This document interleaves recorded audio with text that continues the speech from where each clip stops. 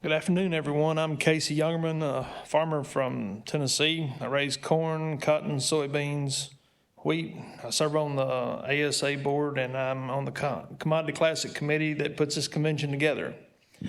I'm excited to introduce this Learning Center session. It's Forage Focus, Maximizing Your Acres with Profitable Feed Systems, brought to you by Milbourne. Before we get going, we've got a few housekeeping items. This session is being video recorded. It will be posted to the Commodity Classic website in a few weeks if you want to rewatch it. There is a handheld microphone available for questions. If you've got a question, please wait for someone to bring you the mic.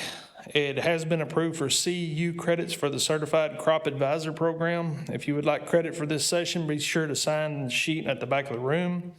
And please fill out your evaluation forms for information. And now I'll turn it over to Grace Harden, our moderator. Hi, everyone. Thanks for coming today. Let's jump in. The three panelists you see up front are going to be entering the Forage Fight Club, where they'll go head-to-head on how to create profitable feed systems and get the most out of their acres. Before we get started, let's give you a little bit of background on Milbourne. Milbourne is a family-owned company founded in 1987 with our U.S. headquarters in Brookings, South Dakota, and our Canadian headquarters in Calgary, Alberta. We are a vertically integrated seed and processing company, managing the supply chain from production through processing, packaging, and distribution. Today, Milbourne operates across 4 core business areas: agriculture, reclamation and turf, consumer products, and ingredients. Through these areas, we serve a wide range of markets, including farming, ranching, conservation, retail and consumer goods, and ingredient supply. With 8 processing and distribution locations across the Midwest and Canada, Milbourne services customers in all 50 states and beyond. Our facilities provide advanced cleaning, custom blending, private label packaging, and logistics solutions. Well, that was a lot, but we just want you to know that Milbourne has over 1,200 species of forages, cover crops, and reclamation seed ready to ship to your farm at the drop of a hat. All right, enough about us. Let's introduce the game. So like I said, these three are going to be going through 3 Fight Club scenarios. They're going to be creating a double cropping forage system, a perennial forage system, and creating feed within a cash crop rotation. For each scenario, a card will flip the ingredient and our panelists will have to work with. All 3 panelists come from different backgrounds and different areas of the country, but even with their differences, they'll be challenged to make one seed species work. It's time to meet your players. So like I said, I'm your host, Grace Harden. Metzger, do you want to introduce yourself? You bet. Like Grace said, I'm Matt Metzger, commercial cattleman in western South Dakota. Primarily cow-calf operation. We'll sprinkle in some stockers if forage conditions allow. You'll hear me talk a lot about rainfall and drought because we don't get rain where I live. So that'll be a primary focus going through some of the scenarios I described. Boyle, you're up next. Yeah, that's on. Hi, I'm Brian Boyle. Live in southern Iowa, and our primary operation is a seed stock cow-calf operation. Run a split herd, fall calving and spring calving. Yeah, moisture's not near as big a problem in our part of the world, but land value is probably a little more prohibited. Yeah, my name is Mitch Peterson. I live in southwest Minnesota, right on the Minnesota-South Dakota border. We have to also deal with some high land cost competitive rates when we're forage and livestock producers, so we have a lot of high productivity soils mixed with some moderate soils. And I'm always going to try to be the one taking advantage of the moderate acres that people don't want to take on. So that's kind of my game plan in this scenario. Thanks, guys. Let's get started. Your first scenario is a double cropping forage system. Let's reveal your crop. Looks like it's forage peas. Let's start with Matt again. How will you create a profitable feed system? If I'm given forage peas to work with, double cropping scenario, in my part of the world, we're a pretty hay deficit area. So anything I plant is typically going to be either something I can graze or something I can put in a bale. Given this scenario to work with, I'm probably going to choose to blend forage peas with a forage type barley. It's historically worked pretty well on my operation. Barley seems to handle some of our more sour gumbo type soils that we get out in my part of the world, and it doesn't take a whole lot of water to grow. So that's a crop I can get in the ground early, probably take advantage of what we got for winter moisture. And typically our rains that do come are going to be front loaded. So cool season crops do best where I'm at. I'll get that in early. It's going to come off probably end of June, first part of July. And then I'll follow that with just a really low input, low water use crop like German hay millet. Not a lot of input cost into it, so if it chooses not to rain and nothing comes up, I'm not out a lot there. But if we can catch a couple of those, late summer gully washers that we'll get every now and then, I might pull a couple tons of hay off of that as well. So that's going to be my dry land double cropping scenario. Do you ever graze that German millet? Like it sits in dry dirt until like August, then grab one late and just turn them out there? I'll salvage it that way a lot of times. Yeah, if it don't make and it's not worth cutting, I'll just open the gate. All right, Boyle, do you want to introduce yours next? Yeah, using peas. So what's usually worked out in our part of the world is a pea oat mix. Put it like a good forage pea and forage oat together. And then we'll go through and, try to get that off middle of June and hope we can get it dry baled would be the most economical since we already own a baler. But if we do hit like a wet spell or something, we'll try to wrap the hay if we can. If not, we'll just chop it and put it in a pile. Like I said, try to get it off middle of June, and then we'll go back in with the short season forage sorghum, like an 85-day. And then we'll... most of the time, if we can, we'll try to get manure hauled out on there, and that takes care of a lot of fertility needs. But if you can't, then you, if weather doesn't allow you, plug that sorghum back in. And then try to take that 85-day sorghum standing, direct cut late in season, and grab a whole bunch of tons that way is how I'd work that scenario. How many years are you getting the PO'd up dry versus baleage?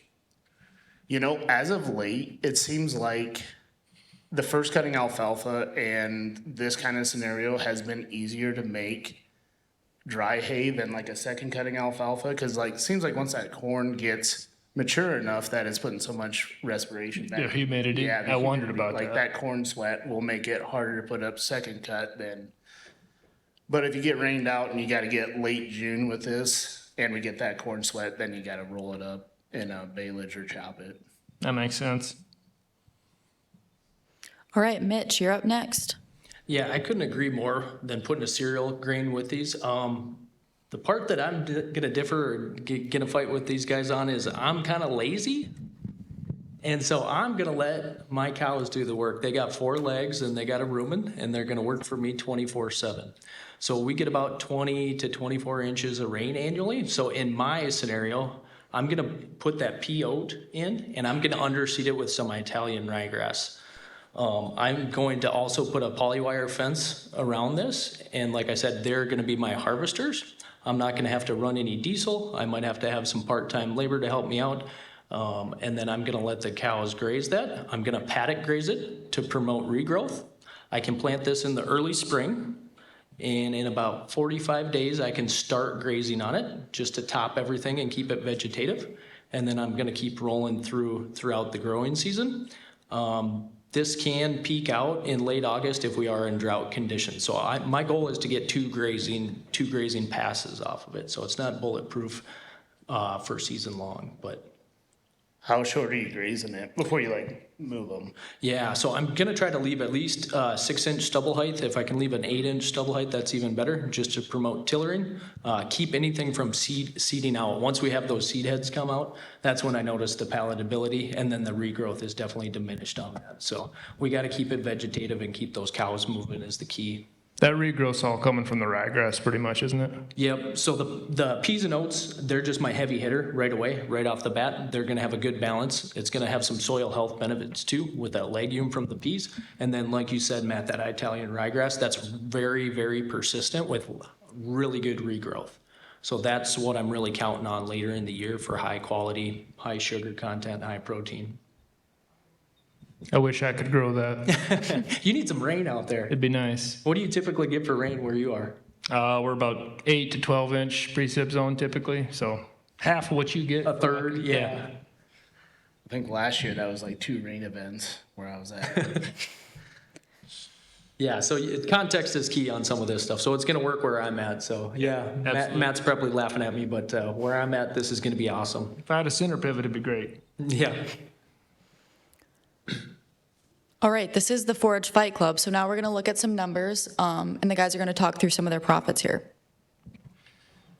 All right, I'll kind of gloss over the first few, but the big one that you'll see a major discrepancy on, obviously, is land cost. Cash rental rates in my part of the world versus where these other two are significantly different, but our production potential obviously varies a lot too, and we're not fighting with 200 plus bushel an acre corn potential.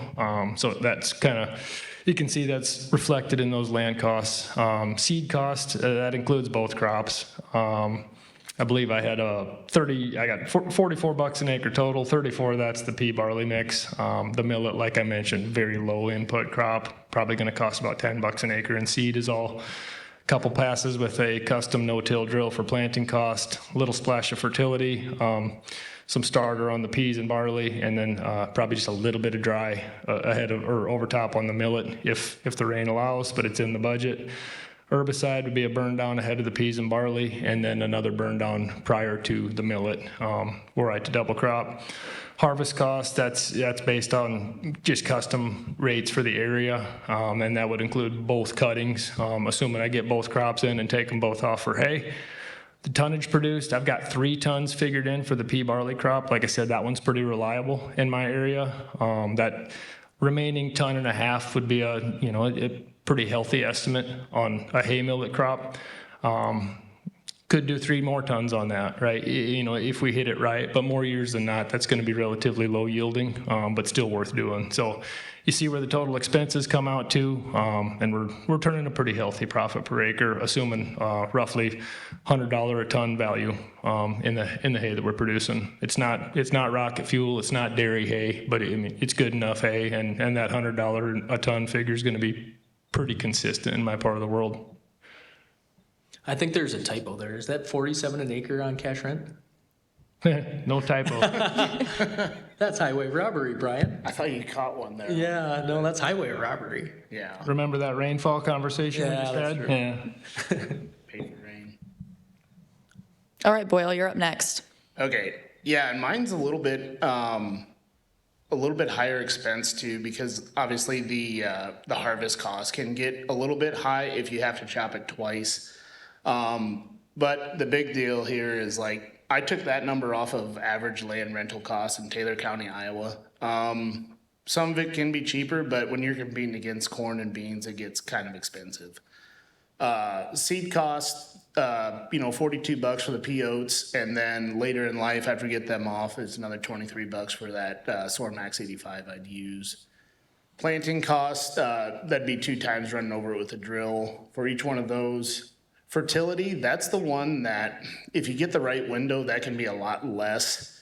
But anytime I'm putting these numbers together, if I got to go see my banker, I'd like to be pleasantly surprised that I made more money than having to just tell them, hey, by the way, I lost it a little bit worse. But yeah, that $120, these 2 products really do like P and K. They like nitrogen, but not as much as when you're taking this forage off, P and K is pretty important. Herbicide stayed a little on the high side, depending on how dirty that field is. If we've been hauling manure or something on it, it's gonna need a good burn down before both of those products. Yeah, the harvest cost, like I said, if we could, I'd like to bale it because I can bale it a whole lot cheaper than rolling it up and wrapping it or hiring the custom harvester to come put it in a pile. The forage sorghum, that's my preferred method, is direct cut, so that one's gonna be $170 an acre. It's about what it takes.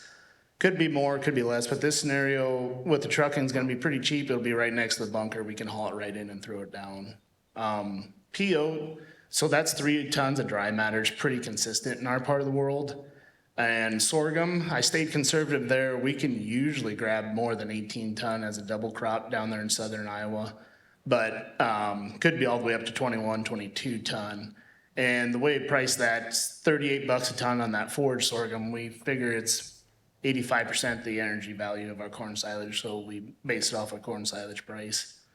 Oat hay, a couple of years ago, you could get about 160 bucks a ton, but right now it's hovering in that 80 bucks a ton in our part of the world. So yeah, even though you see that total expense number coming up a little bit higher, that's spread out through the year. But overall, it's a profitable deal more than slamming in a corn crop and having higher inputs for us right now by doing this double crop. How's your tonnage on forage sorghum compared to corn silage? It depends. I mean, I would always say like corn silage, you can probably get up to 24 to 26 ton. But there's been years where we get hot and dry in southern Iowa and forage sorghum actually holds it together more than corn.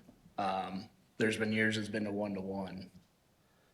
Do you have to worry about dry down on that sorghum at all when you're chopping, or how do you kind of help manage that to your advantage? Yeah, you just be upfront with your custom harvester. Yeah. When we're plugging this in, they always think, oh, it's an 85-day forage sorghum, so 85 days from now, I'm gonna come cut it. Well, most of the time when I line it up with the guy, I say, you're probably gonna go get all your corn silage done for all your other like corn customers, and then probably go combine some beans if you got it for about 5 days and come back and get me. Now, if we do get a frost, early season, then we can probably hustle it up a little bit, but it's still probably always gonna end up after that corn silage. Kind of lines up between that earlage bean combine in time for us. Yeah, for sure. All right, Mitch, let's hear yours. Yeah, so I'm gonna try to do something a little bit different. So I'm gonna look at the cost of my weight that I'm gonna put on my calves. So you guys have seen hot live auction reports from all over the US and stuff. So I'm trying to take some moderate numbers here. I'm hoping to add 250 pounds to my calves while I'm able to graze this. And those are the numbers how I'm gonna value or treat my acres against a cash crop or against something else. So if you look there, I have 250 pounds gained during the grazing season when I'm gonna have these cow-calf pairs on there. And then we're gonna value that at around $4.60 a pound of that 250 pounds. So they should be close to, if I'm turning them out and they're 2 to 250 in the late spring, early summer, they're gonna be 450 to 500 pounds at the end of summer. And I am just taking what they're adding for weight, and that's how I'm gonna pencil out my game plan here. I also left 2 acres to run these cow-calf pairs. So that's where I'm dividing that 1150 into 2 acres, just to make sure I have enough forage to run for them all summer. Probably on that high value feed, like creep probably isn't a necessity on that kind of deal, is it? No, you're exactly right there. So that's maybe another input cost that we can hold back on, just because that high quality Italian ryegrass, the peas have pretty good protein content. Even oats have really good sugar and protein content, so that the moms are gonna milk really heavy. They're gonna slick off nice. The calves are really gonna pack on the pounds. It's really digestible too. So those little calves can eat on that stuff too, so. Where'd you figure in your new King Ranch pickup by making $235 an acre? I'm gonna come to the Boyle Ranch and get some of those bowls.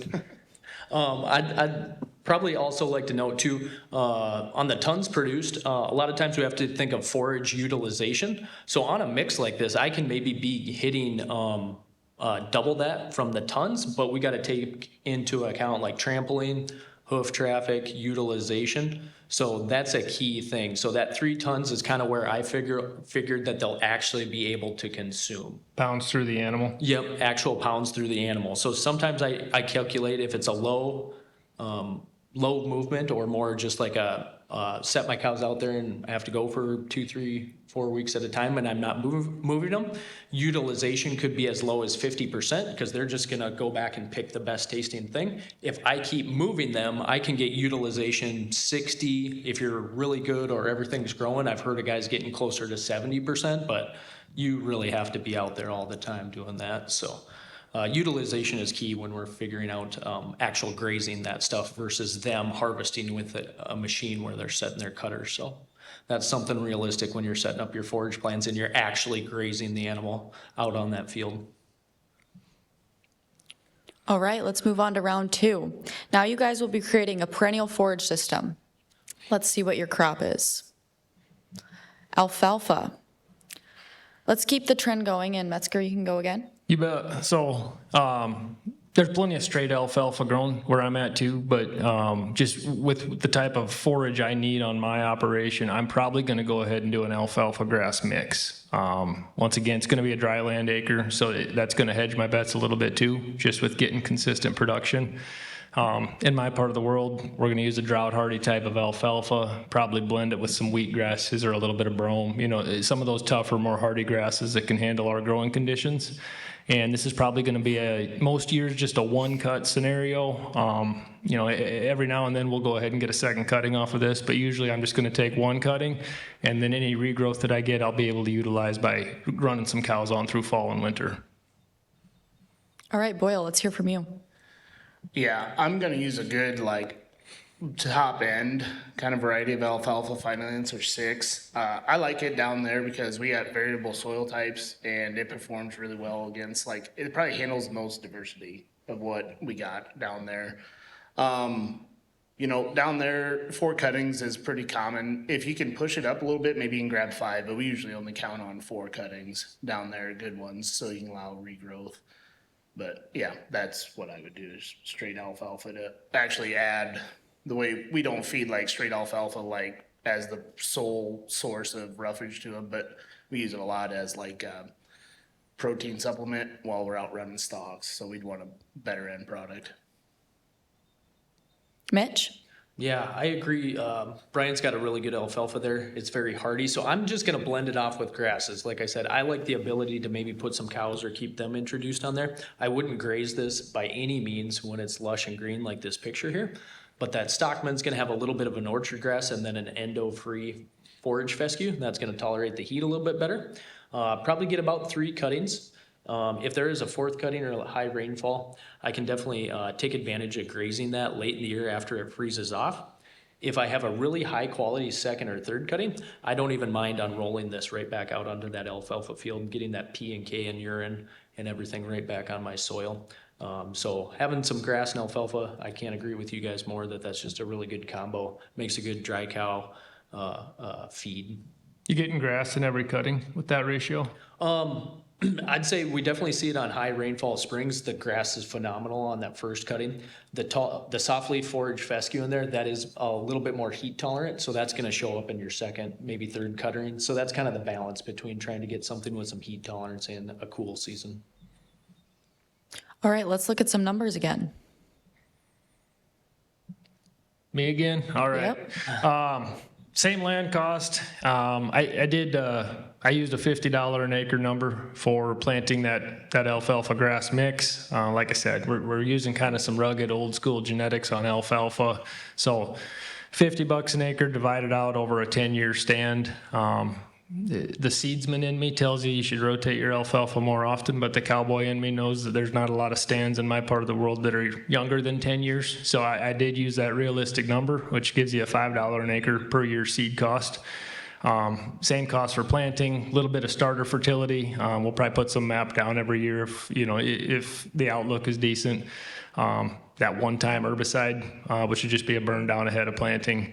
And then kind of that yearly harvest cost, assuming roughly a 2-ton first cutting, right? We're hoping for a big hitter first cutting. We're going to let it go full bloom. We're just making cow hay, so we're just going to let that stuff run. And then I got, using the same kind of custom harvest numbers to put up that tonnage. Boyle? Yeah, we're still using that 253 average land rent there. And then if you divide out the upfront first year seed cost, it's $22.40 an acre divided by out on the 5-year. You can usually get final answer to live a little bit longer, probably 6-7 years. But 5 years, really high production. Planting costs, just gonna drill it in 20 pounds an acre, or $20 an acre, sorry. Fertility, we're gonna be chasing high tonnage since we're putting this much investment in there. So we're gonna feed it pretty good. $110 an acre is a pretty average alfalfa fertilizer program in our part of the world. Harvest cost, like I said, we can usually get 4 cuttings. Every once in a while we get the right environment, we can get that 5th cutting that's really high quality but poor tonnage compared to the other ones. First year, we're probably gonna get 2. It's been pretty tried and true. This final answer's been doing 5 ton an acre for us.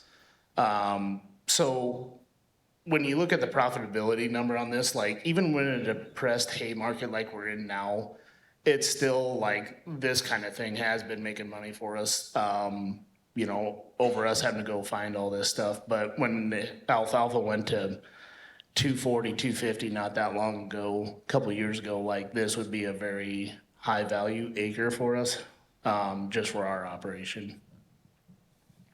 All right, let's hear from you, Mitch. Yeah, I think mine balances up pretty darn close to Brian's there. I just got a titch of, like Matt said, the cowboy in there, so I got a little bit of grass in there. That's gonna add me just a little bit of longevity. It's definitely gonna cut down on some bug pressure too. Fairly similar numbers there to Brian.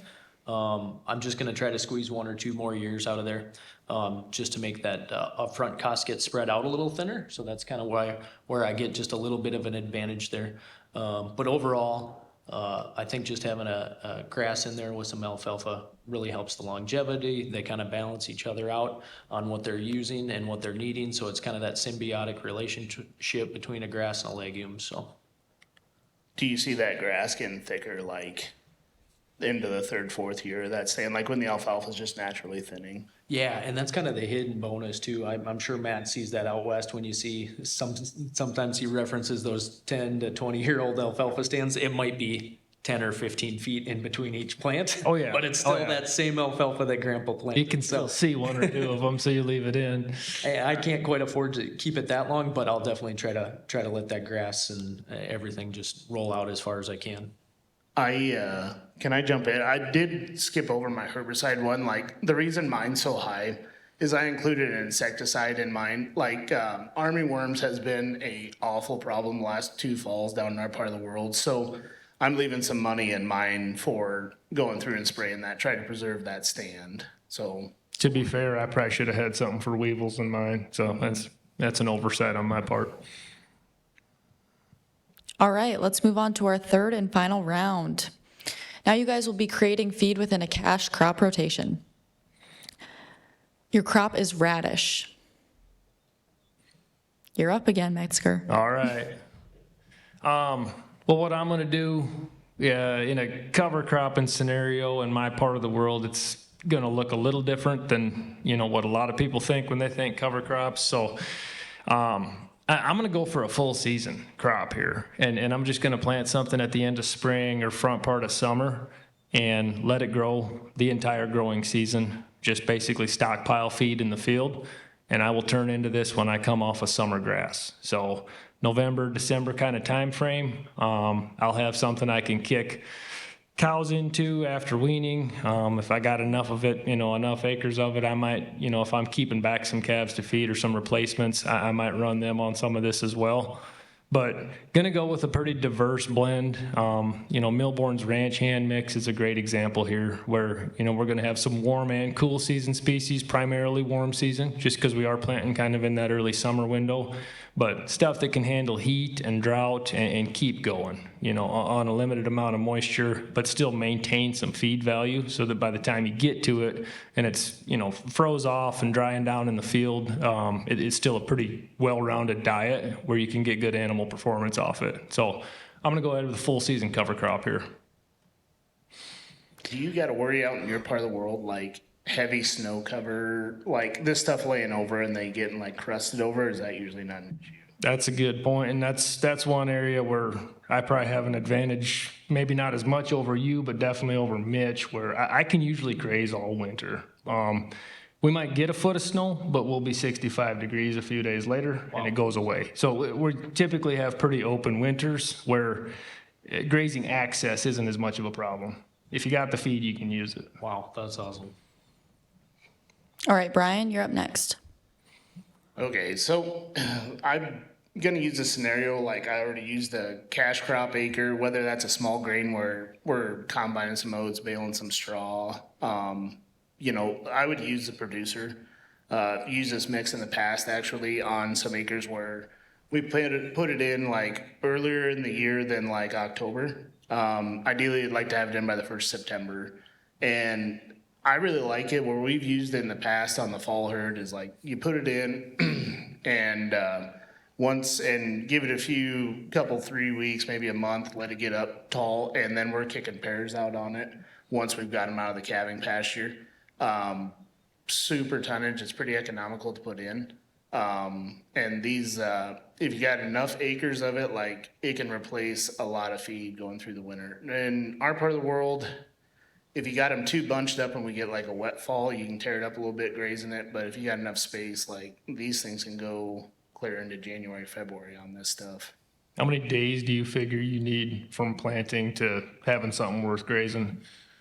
Depends if it rains right after I plant it. Fair enough. But I don't know. I usually like to see it get like knee high before I even start like kicking something into it. Like don't let it get, yeah, probably 30 days, pretty standard. So if you're getting small grain off and you're getting it put back in by like 15th of August, seeded like middle end of September, you're getting the first ones. You just don't want to get it like, well, you can let it get a little bigger, but if you start letting those oats get too big, like they just kind of lose a little bit of their punch. Mm-hmm. All right, let's hear from you, Mitch. All right, so you're probably going to think I'm a little bit stacking on the BS here, but I'm going to use what you call opium, and that's other people's money. It's not drugs. But what I'm going to do is I'm going to take a mix. I'm going to use my neighbor's cornfield. And so I'm not going to have to pay those real estate taxes. I'm not going to have to pay for the corn seed, the fertilizer, but I'm going to tell him about the benefits of soil health with integrating livestock. And I'm going to put a cover crop. I'm going to fly that on with a drone. And then when he harvests it off, I'm going to be able to graze the corn stover and that cover crop mix in there. So I'm going to work with him and see what his herbicide plan was. And then I'm going to take advantage of having the guy right across the fence just to extend my ranch and my grazing acres just a little bit. And then I'm going to be able to have some radish in there, maybe a little bit of clover, a little bit of annual ryegrass, just some really high quality greens that can take off still late in the fall, and that won't affect his cash crop the next year. You are one hell of a salesman. Yeah, a farmer. Well, I got to start working on this. Yeah, So I believe Getting him to do it this year might work, but with $7 corn, I don't know if he'll go for it. piled high and deeper, PhD. But yeah, he'll get the benefits of me integrating livestock, taking advantage of all the urine and manure, and then the cover crop for soil health. So that's my game plan. I'm going to use a mix and interseed it into corn or a row crop. So It does look like good feed, I'll give you that. yeah, it's usually really high quality. I'm not going to beat you ton for ton or pound for pound. That stuff's not going to be prolific and give me 5 tons. We got to be realistic what it can do in the last 30 to 45 days of the growing season. If we took any row crop and judged it in the first 30 to 45 days of its life, we'd call it a failure. So I don't know why we kind of always do that with a cover crop, but there is a lot of good high quality feed if I catch a rain on it. Are you, maybe I missed it, you find it on like mid-August? Yeah, probably late August, sometimes when that corn starts defoliating a little bit or the leaves start sloughing off, get it down in there. I just want to have it coming up so when the combine leaves and the sunlight comes along with the rain, then it really takes off. Then save it once the ground freezes up. We get concrete out there basically because the ground's frozen, so that can help reduce any concerns of compaction too by the cattle. All right, let's take a quick look at our numbers. So you can see I kept my fixed cost the same. Seed cost on that full season cover crop I mentioned is going to be about $20 an acre. So we're not too terrible deep into that. Not a lot of other inputs, right? I mean, this is going to go on ground that was cash cropped the previous year. I'm not going to do a lot for fertility. I'm just going to kind of let it scavenge. I don't want to over fertilize for with nitrogen because I want to manage my nitrate risk with grazing in the fall. So that's something that's a little unique that I want to be careful with. I used a pretty conservative number actually of 3 tons of dry matter forage produced, and then factoring in grazing utilization. I'm going to give myself 100 days worth of grazing, and that'd be stocked at a 1-to-1. valued at $2 per day. That's just kind of going off of some of those hay prices, you know, versus keeping them in the dry lot or rolling out bales, where I came up with that figure. And you can see pretty profitable system, really. You know, close to $100 an acre just to plant something once and graze some cows. So I'm happy with how this one works on my place. Do you gotta supplement like protein? Very little. I'll give them some tubs, but probably wouldn't even need to. That, you know, you're basically growing a TMR in the field, and I've just found that they slick right up. They look nice on that stuff. Like, and probably they're running on it like mid-gestation in your part of the world. Exactly. So it's pretty low requirements at that stage in the game. All right, Brian? Okay, this is the one that I didn't figure a land rental cost. I'm really hoping this is being like a straight cover crop going behind a silage or small grain. We're hoping that that pays the land rent at least. Some years it doesn't, but this year it will because I put it in there at 0. Seed cost, it's pretty cheap to plant. It's only $20. Once again, run a drill over it, $20. No fertility, it's just gonna scavenge anything that's left. Herbicide, we're not gonna really work on keeping any weeds out of it. It's just be extra feed at that point. The only harvest cost I have in there, trying to put a number on it for an average, like if there's 0 fence around your field, it might be a little higher than $3 an acre, but I kind of thought back to how I fenced the stalks or the cover crop field this year, and it's about $3 an acre between labor and if you gotta add a little fence here and there. Tons produced, I broke it down on like, if you got dry cows on it, like weaned calves off them already, 1.5 cows an acre for roughly 45 days. And then you'll have it beat up pretty good. So total expense is about $43. And the feed value I use per day is what's been running cows about $2.30, with yardage and all that other stuff in there. So we're getting 45 days, $2.30 a day, $103.50, and then the total profit after you run 1.5 cows, about $112 an acre. Yeah, I think even if I have my good salesman's hat on there, I am gonna have to slip him probably $15 an acre under the table. So maybe I'm not a good salesman, but I know I'm probably gonna have to entice him a little bit extra monetarily.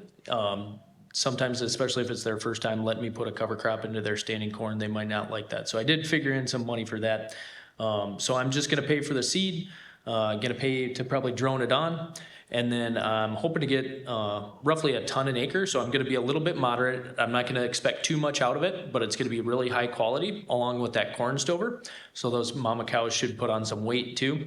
I'm hoping to get 60 days.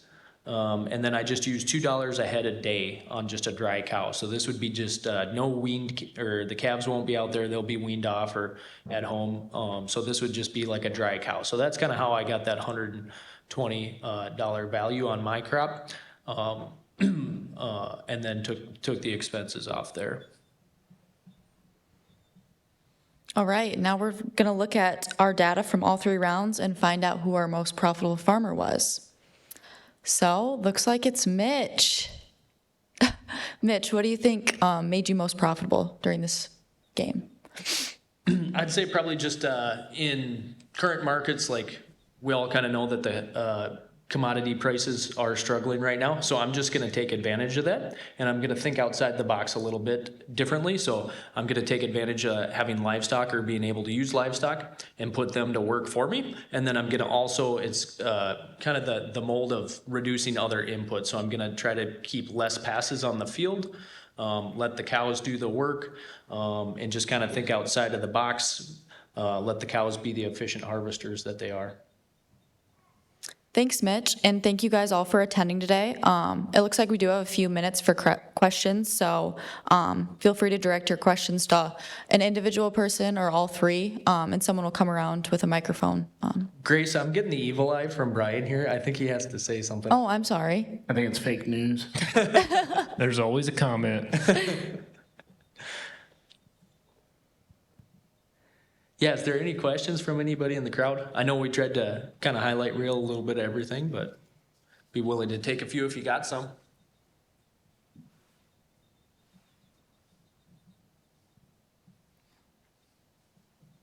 Tough crowd. This is awkward. All right, well, thanks again, everyone, for coming. Make sure to stop by booth 1261. Thanks, everyone. Thank you. Thanks.